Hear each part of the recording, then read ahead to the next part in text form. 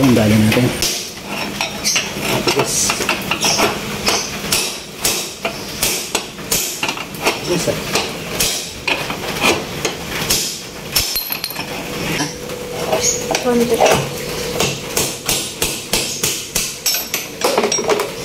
Yan, isang magandang araw mga idol, magandang umaga, maulan na Lunes.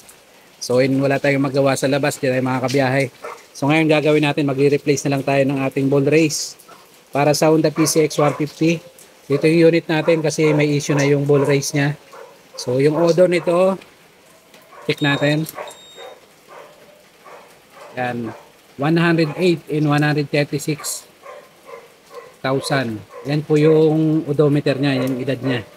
So ito kasi, ayan, pag inano natin sa gitna, may stop over na, ibig sabihin nagkaroon na siya ng parang may liig na yung bearing niya, knuckle bearing niya. So ito nakahanging yung gulong niya sa harap, saka yung likod nilagyan natin ng katang para nakaangat to dahil ilalabas natin ng buo to. Yan, yung tinidor na yan. So itong video natin na to, ito tutorial na rin natin kung ano yung mga dapat baklasin pagka magpapalit tayo ng ball race o knuckle bearing. So ang gamit natin dito, ito yung Racing Monkey. Yan, pasensya na maingay yung paligid natin. Ulan, tsaka yung aso. Ito yung gamit natin dito. Pwede ito sa PCX 150, PCX 160, ADB. Yan, pwede yan. So ito kasi ang mga tinatanggal natin dito. Para sa akin, pag nagkakabit ako nito, ito yung mga binabaklas ko. Siyempre, bago buksan natin yan, dito tayo mag-uumpisa. Yung side na yan. Tapos, kabilaan yung side na yon. Tapos, itong gitna na yan. Siyempre, tatanggal natin itong ating crash guard. So, hindi na tayo magtatanggal ng headlight. Yan. Marami na rin po nagkakabit nito. Pero itong tutorial natin na to, itong video natin, para dun sa mga hindi pa nakakaalam. Sa mga gusto mag-DIY. Yan. Sa mga may idea naman na gusto mag-DIY. So bago yan, bakas muna natin yung mga kaha. Yan yung unit natin. 100k odo na yung edad niya. Ito yung mga tools natin na gagamitin. Meron tayo ditong Phillips screw. Yan, may mga special tools tayo para sa pansikwat ng kaha. Yung plastic natin na ginagamit. Ito yung 14mm na socket. 12mm. Saka meron tayong katala. Kasi ito yung para dun sa pinakalak ng tinidor niya sa taas. So wala pa tayong special tools dun. Siyempre yung ating impact wrench. Yan, ito yung gamit natin. So ito yung gamit natin na ball race dyan. So maganda yung box niya. Tingnan natin yung loob. Box pa lang naman, sulit na.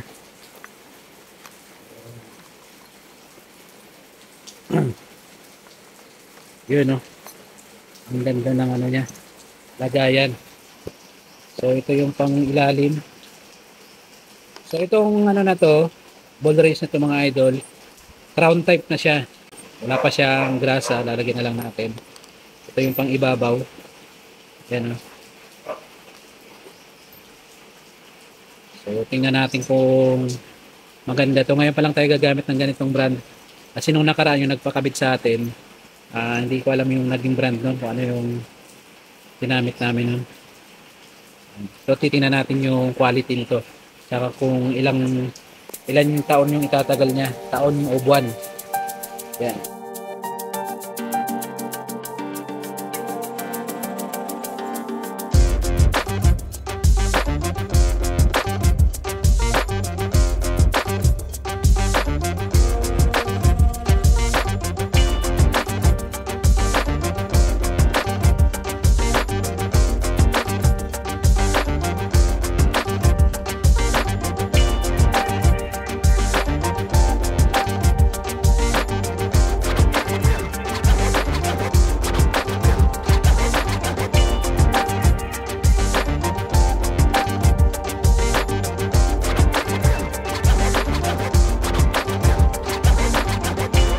So ayan na mga idol, nabalatan na natin siya. Tinanggal na natin yung harap. Ayan. So yung side, tinanggal na natin. Ito yung mga pinagtanggalan natin. Yung side dito, saka yung maliit yan, tinanggal din natin yan. Ayan, o. Ayan, may kabilaan. So ito, tatanggalin din natin yan. Ayan, pag natanggal natin yan, okay na, makikita na natin dyan yung knuckle bearing. So, yun lang mga tatanggalin natin. Tanggalin muna natin to. So ito, may mga tornilyo yan dito. Isa, yung kabilaan. Ayan, dalawa, tatlo, apat. Yun. Tanggalin muna natin. So dito rin pala tatanggalin din natin yung ano. Yan, yung lock nun sa tank pad. Ito yung cover ng tank pad na yan. Tatanggalin natin yun.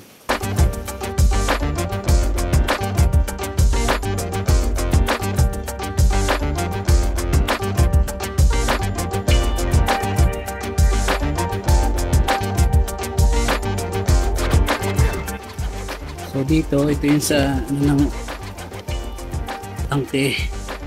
Tatanggalin din natin yan. So ayan, disconnect na natin. Dito, ayan, tanggalin din natin yan sa charger port. I-disconnect din natin yan. May cover to, pero itong sa akin wala na yung cover nya. Hindi ko na binalik kasi pagka tatanggal yan, hindi naman nababasa yan. So pwede na natin yan hugutin. Sambuo yan.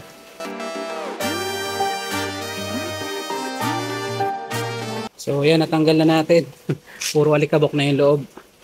Ayan na. So ito, nakita na natin. Naka-open na yan. Yan lang naman kakalasin natin dyan. Kaya lang gamit natin dito muna vice grip. Wala pa tayong special tools para dito. So next natin, tatanggalin mo natin yung gulong. Tanggal natin yung gulong. Ayan. Tsaka yung fender nya. Tanggal din yan. Dahil ilalabas natin ng buo yung tinidor. So tara.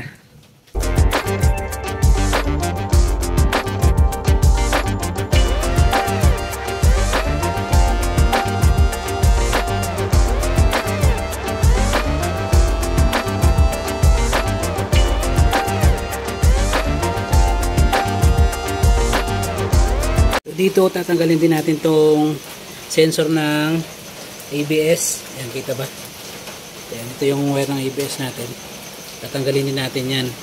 Ito rin. Ayan, para mailabas natin ito ng buo. Tara.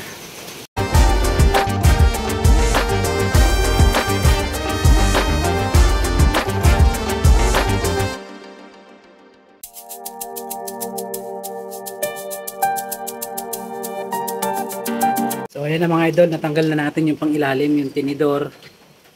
Ayan na. Tsaka yung gulong. Tanggal na natin yan. So pwede na natin luwagan dito para mahugot natin yung pinaka-tinidor. Luluwagan muna natin dyan.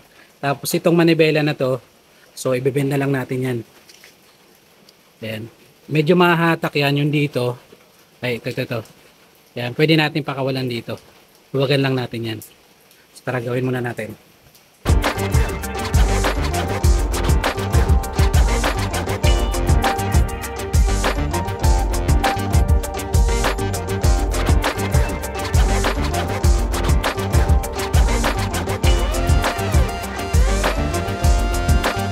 So ayan yung naging forma mga idol. Kawawa naman yung motor pag tiningnan. So naitanggal na natin yung ano na yan. Binend lang natin yan. Ayan yung lock. Yan yung mga kailangan linisin natin. Dahil sa 100k odo. 108 na bali siya. Ayan yung naging resulta niyan. Ngayon lang natin siya papalitan. Ayan. So since wala tayong katulong, ganyan lang muna yan. Ingatan na lang natin. Ito matitigas naman yan. Ito lang naman ingatan dyan. Yan. Pero hanggat maaari huwag siya mapwersa. Kaya itukod nyo na lang dito sa baba. Yan. So dahil mag-isa tayo, gagawin natin, lalagyan natin ito ng alalay. Dahil pagka niluwagan natin yon, pag walang sumalo dito, bibigla na lang yan. Kailangan natin tukuran muna. Yan mga idol, pagka wala kayong katulong, bago nyo buksan dun sa taas, so lagyan nyo muna ng tukod dito sa tinidor. Ayan, para suporta. Kasi pagka niluwagan na natin dun mamaya, bumagsak yan. Magkaka-damage pa tong ilalim na to. So baklasin na natin.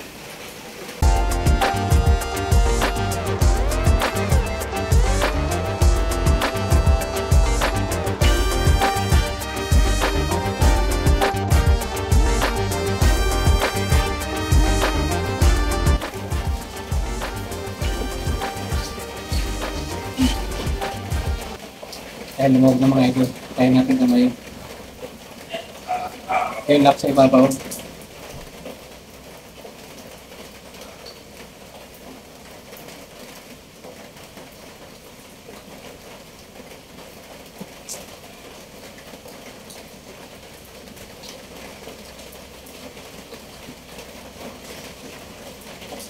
Ang dalawang lock.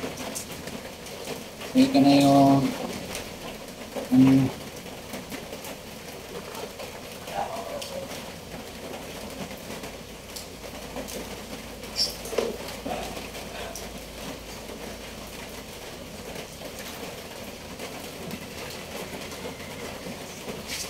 grabe ng kalawang. Ayan. So yan na, natanggal na natin yung lock. Ayan, puro kalawang na. So pwede na natin hugutin dito. Ayan. Dahan-dahanin natin.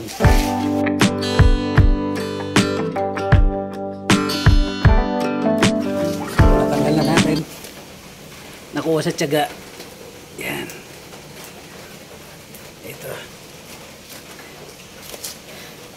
Ito mga idol, yung grasa na yan, nilagay na lang natin yan. Yan o. Mapapansin natin, may mga, yan na yung yung mga liig, parang liig na yan. Diyan na stop over yung mga bearing, mga bulitas.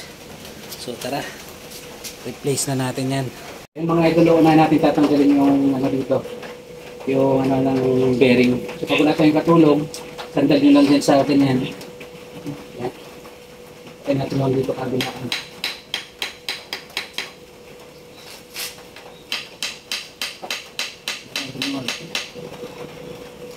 So ako ito nagamit ko. Isa-isa.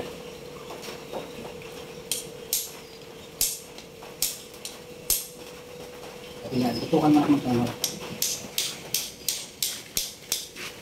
Salit-salitan lang muna yan. Natagala naman sa tiyaga yan.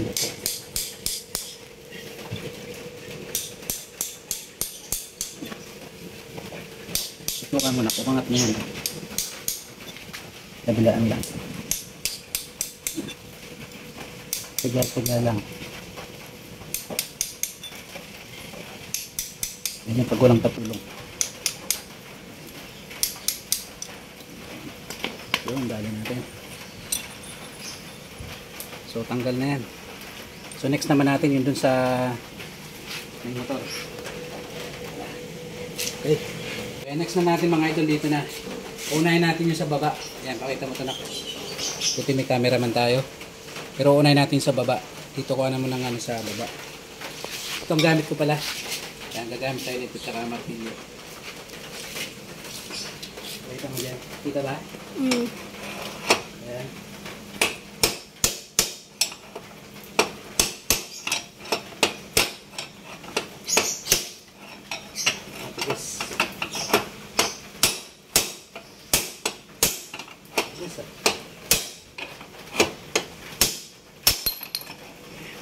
Tagal na.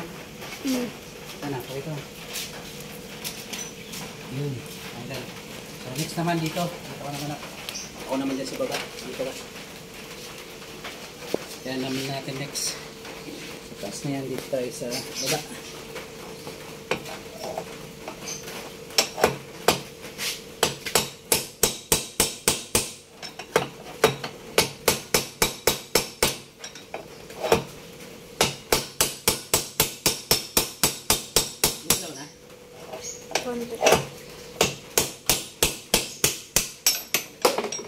Tanggal na rin.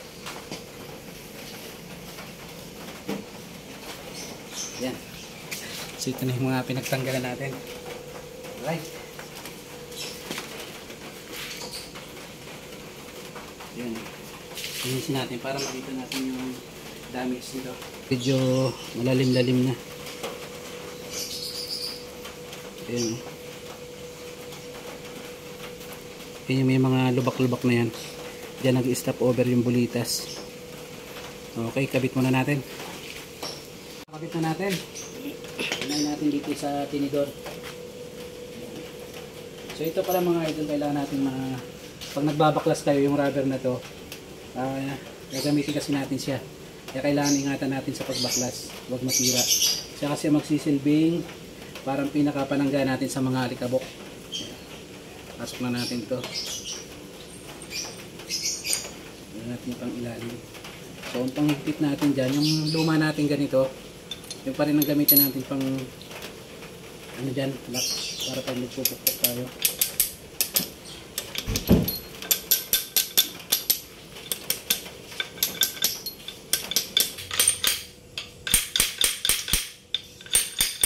Ilalagay dito sa gitna.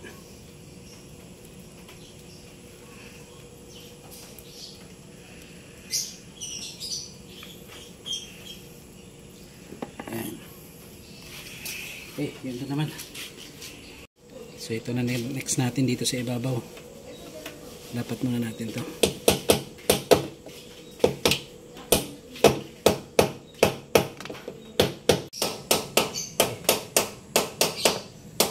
Medyo lapit mo camera.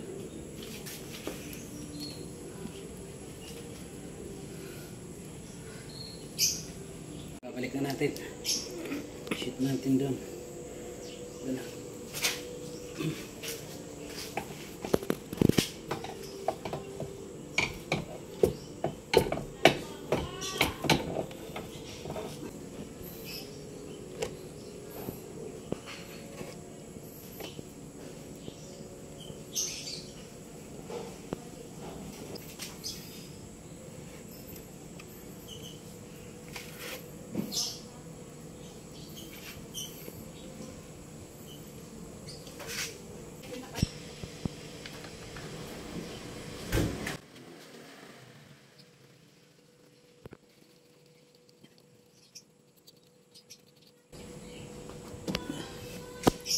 So ayan na mga idol, naikabit na natin yung mga bearing natin. Ayan na rin yung lock natin na ilagay na natin.